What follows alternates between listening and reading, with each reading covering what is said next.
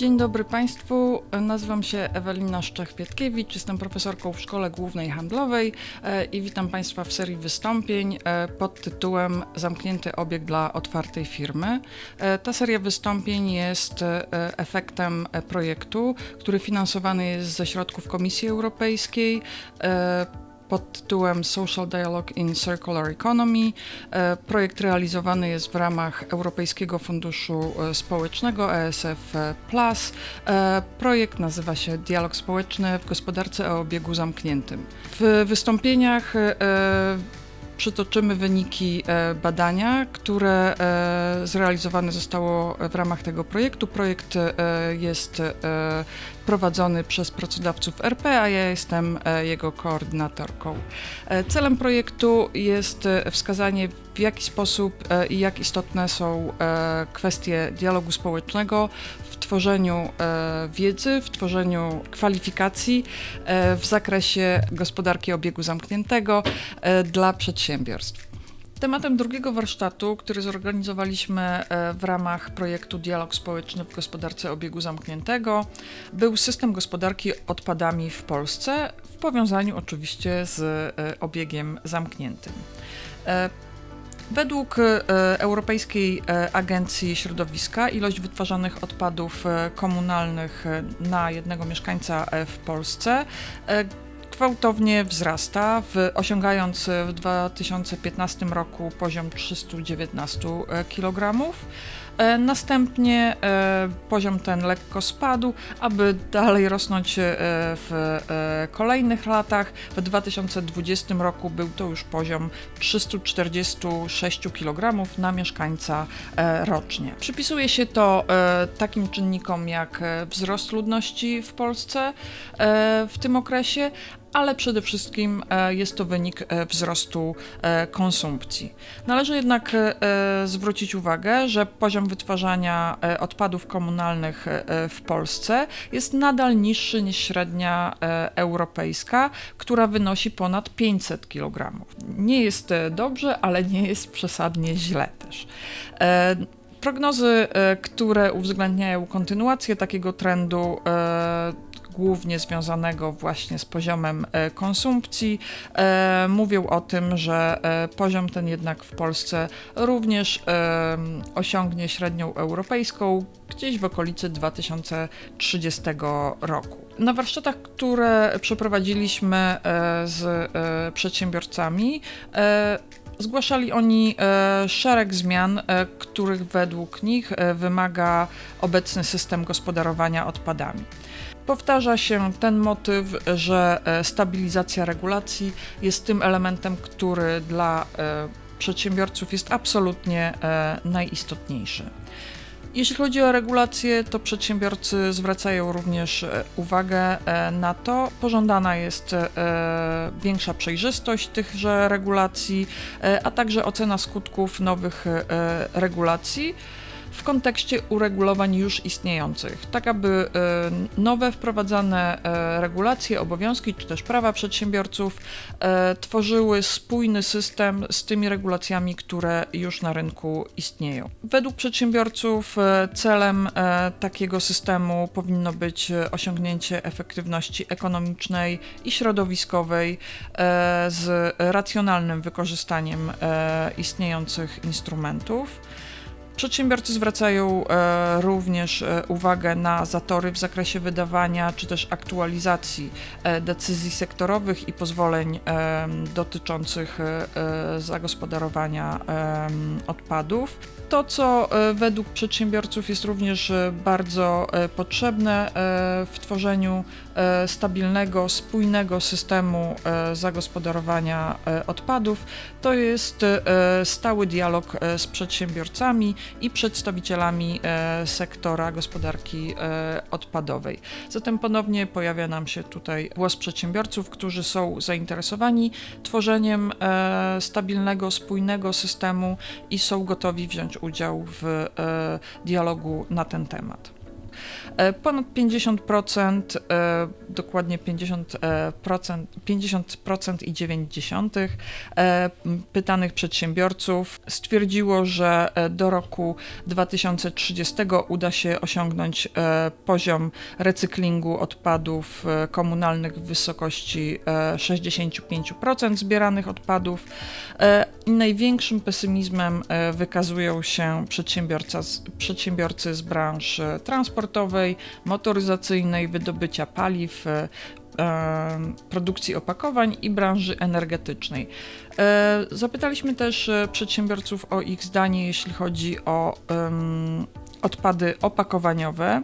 Również prawie 50% przedsiębiorców uważa, że uda się osiągnąć zakładany poziom recyklingu, czyli 75% recyklingu odpadów opakowaniowych w perspektywie roku 2030. Niemniej w tej kwestii mamy już inny rozkład branżowy. Te grupy, które są najbardziej pesymistyczne w odniesieniu do odpadów opakowaniowych, to usługi i produkcja, a dalej motoryzacja, edukacja i produkcja opakowań, przetwarzanie i produkcja papieru i szkła. Najmniejsze przekonanie wśród respondentów, jeśli chodzi o cele ilościowe dotyczące zagospodarowania odpadów, panuje w zakresie szans na ograniczenie składowania odpadów komunalnych do poziomu nie większego niż 10%. O szansie na osiągnięcie tego poziomu przekonanych jest zaledwie niespełna 40% przedsiębiorców.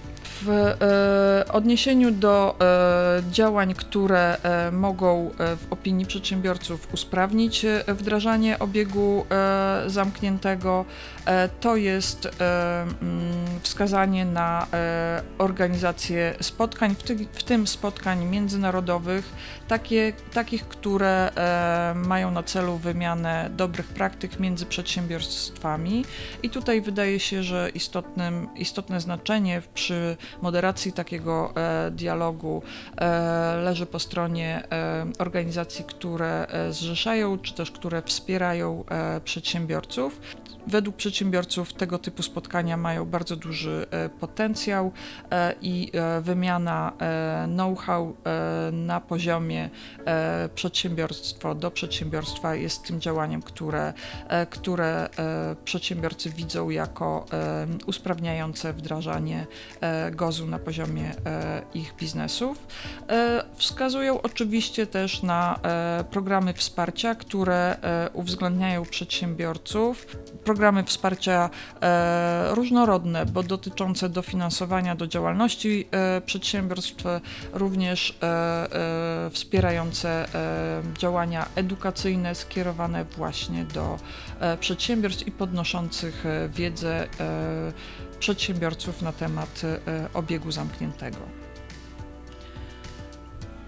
Te wyniki badania, propozycje, które zgłaszali przedsiębiorcy zarówno w warsztatach, jak i w przeprowadzonej ankiecie i wywiadach, pozwoliły nam sformułować działania i zarekomendować dalsze akcje podejmowane również przez pracodawców RP, takie, które mają na celu już nie tylko mówienie na temat gospodarki obiegu zamkniętego, wskazywanie na korzyści, jakie przedsiębiorcy mogą uzyskiwać, ale także wskazywanie na konkretne rozwiązania, na doradztwo w zakresie modeli biznesowych, doradztwo w zakresie tych strategii, które można wdrożyć.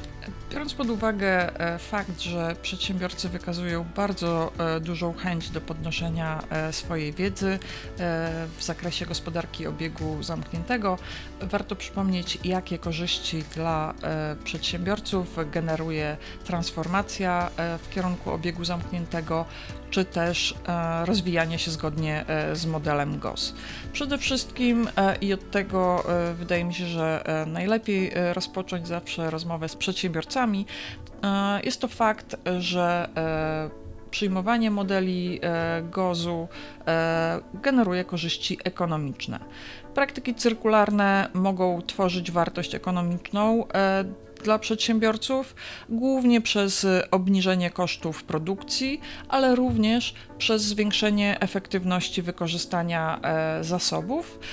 Gospodarka obiegu zamkniętego to często takie modele, które wymagają innowacyjnego bądź też modelu biznesowego, czy też innowacyjnych rozwiązań, innowacyjnych technologicznie bądź też organizacyjnie.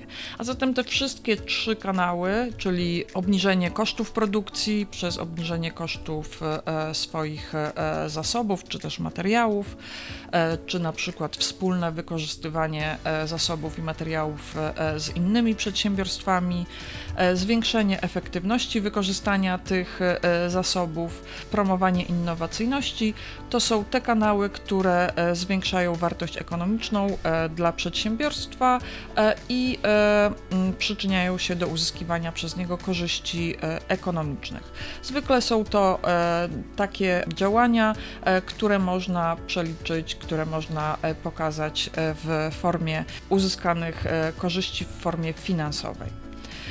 Bardzo ważną korzyścią, którą uzyskują przedsiębiorstwa w obiegu zamkniętym, to jest bezpieczeństwo zasobów. Bezpieczeństwo zasobów uzyskiwane jest przez to, że przedsiębiorstwa zmniejszają swoją zależność od niestabilnych zasobów, również od rzadkich zasobów.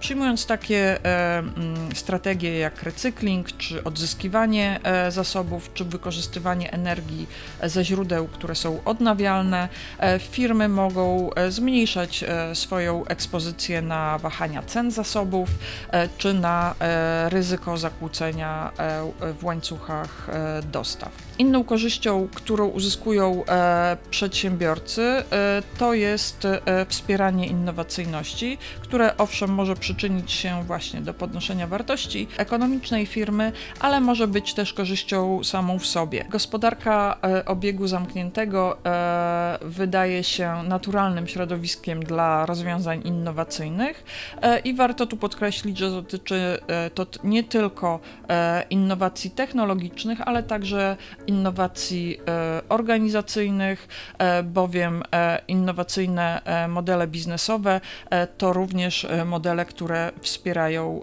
obieg zamknięty. Kolejne korzyści, które mogą uzyskiwać przedsiębiorcy, wdrażając koncepcję obiegu zamkniętego w swojej działalności, to są korzyści związane z odpowiedzialnością społeczną, czy też zrównoważonym rozwojem we wszystkich jego obszarach. Coraz więcej przepisów na poziomie Unii Europejskiej, również na poziomie krajowym, dotyczy rozwoju zrównoważonego, czyli rozwoju ograniczającego ślad środowiskowy i społeczny. I tutaj jako takie ramy działania, tak, czy też jako modele działania zdecydowanie pomóc przedsiębiorcom mogą praktyki gospodarki obiegu zamkniętego. Gospodarka obiegu zamkniętego zatem nie tylko będzie tym elementem, który pozwoli przedsiębiorcom uzyskać cele środowiskowe na poziomie makroekonomicznym, czy też poszczególnie na poziomie konkretnych firm, ale też uzyskać korzyści ekonomiczne, uzyskać korzyści wynikające ze zmniejszenia ryzyka, a także korzyści wynikające z tego, że w sposób zgodny z przepisami wdrażają takie strategie, które przybliżają je do celów określanych też jako strategie ESG dla przedsiębiorstw. O istocie i znaczeniu raportowania ESG wie w tej chwili prawdopodobnie każdy przedsiębiorca, ponieważ coraz większa ich grupa jest zobligowana do tego raportowania, czy to bezpośrednio, czy też pośrednio poprzez uczestnictwo w łańcuchach wartości, gdzie jeden z przedsiębiorców jest zobligowany do raportowania raportowania niefinansowego. Zatem gospodarkę obiegu zamkniętego wykorzystać można jako swoisty framework do raportowania.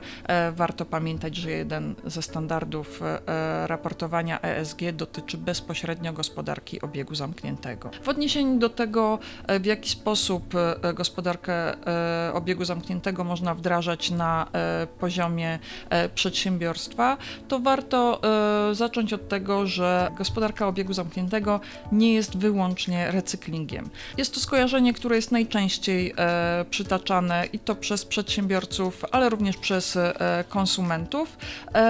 Warto jednak pamiętać, że w modelu gospodarki obiegu zamkniętego mówi się o co najmniej 10 strategiach, tak zwanych strategiach R, ponieważ wszystkie z nich w języku angielskim rozpoczynają się od litery R. Wśród nich znajduje się oczywiście również recykling, natomiast wskazywany on jest jako jedna z mniej efektywnych strategii.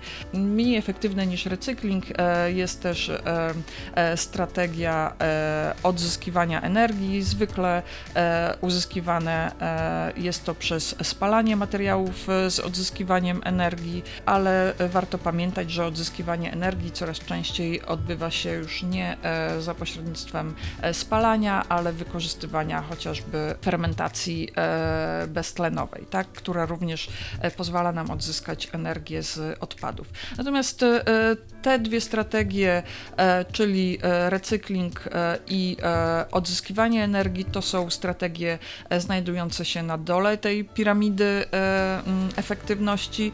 Inne strategie wskazywane są jako takie, które w dużo większym stopniu przyczyniają się do uzyskania obiegu zamkniętego w przedsiębiorstwie. Te strategie, które wydają się najbardziej efektywne, to takie, które związane są z projektowaniem. Tak? Są to chociażby strategie przede wszystkim przemyślenia, tak, swojego modelu, przemyślenia projektu swojego działania, projektu swojego produktu, czy projektu swojego procesu. Warto pamiętać, że projektujemy nie tylko produkty, ale także procesy. Tak? Te strategie, które wykorzystane mogą być już na etapie projektowania, to jest chociażby rezygnacja z jakiegoś produktu, czy rezygnacja z jakiejś funkcji produktu. Przykładem takiej rezygnacji może być rezygnacja chociażby z opakowania produktu, tam gdzie oczywiście jest to możliwe do wprowadzenia. Jeśli chodzi o inne strategie wdrażane na etapie projektowania, to warto zwrócić też uwagę na to, że warto tutaj zastanowić się nad modelem biznesowym, w jakim realizowana jest działalność, czyli modelem, w jaki funkcjonalność dostarczana jest od producenta do konsumenta. To podmiot, który wprowadza produkt na rynek, często będący również jego producentem, jest zainteresowany tym, aby produkt ten był obecny na rynku, aby spełniał swoją funkcję w sposób możliwie długi i możliwie mało skomplikowany, ponieważ to po stronie wprowadzającego na rynek, czy też po stronie producenta leży odpowiedzialność za jego utrzymanie. Jest to absolutne przeciwieństwo tego, gdzie leży odpowiedzialność w modelu sprzedaży, gdzie zwykle odpowiedzialność producenta kończy się wraz ze sprzedażą produktu, ewentualnie obejmując krótki okres gwarancji. Warto zatem przemyśleć proces, przemyśleć swoje modele biznesowe, wprowadzać takie, które zakładają bardziej intensywne korzystanie z produktu, chociażby przez dzielenie się tym produktem, ale też można rozważyć tutaj takie modele, które obejmują wprowadzenie na rynek produktów wielofunkcyjnych, czyli takich, które mogą być wykorzystywane do wielu celów. Z innych ciekawych strategii, tak zwanych strategii R, warto wspomnieć chociażby o naprawie i konserwacji produktu, który wydaje się dość prostą strategią, natomiast dość mało aktualnie powszechną. Ponownie mamy tutaj istotną zmianę odpowiedzialnego za długowieczność i dobrą jakość produktu i dołączenie do tej grupy również producentów. Warto mówić o tym modelu napraw i konserwacji, również dlatego, aby zwiększać świadomość konsumentów dotyczącą tego, że z takich usług korzystać można, takie usługi są dostępne, ale warto też mówić o nim dlatego, że jest to ten element, o którym faktycznie należy już pomyśleć przy etapie projektowania, tak? To już projektując produkt, warto wziąć pod uwagę to, czy produkt ten będzie w ogóle naprawialny, czy nie, tak? Czy naprawienie takiego produktu nie będzie się wiązało z takim poziomem skomplikowania, czy takim poziomem kosztów, że będzie to po prostu niemożliwe, nieopłacalne, a w związku z tym niewykorzystywane. Inne strategie do wdrożenia przez przedsiębiorstwa to na przykład wykorzystanie części zużytego już produktu w nowym produkcie o tej samej funkcji. Możemy sobie to wyobrazić chociażby w produkcji samochodów, gdzie jest to wykorzystywane, gdzie producenci samochodów coraz częściej wprowadzają takie marki, w produkcji których wykorzystywane są elementy używanych samochodów. Ostatnia strategia, o której chciałabym powiedzieć, to jest wykorzystanie produktu wyrzuconego, czy takiego, którego funkcjonalność już została wykorzystana, jako części w produkcie o innej funkcji. Zatem możemy wyobrazić sobie, czy przykład wykorzystania zużytych tekstyliów w innych gałęziach przemysłu, czyli na przykład przy wytwarzaniu izolacji do budynków.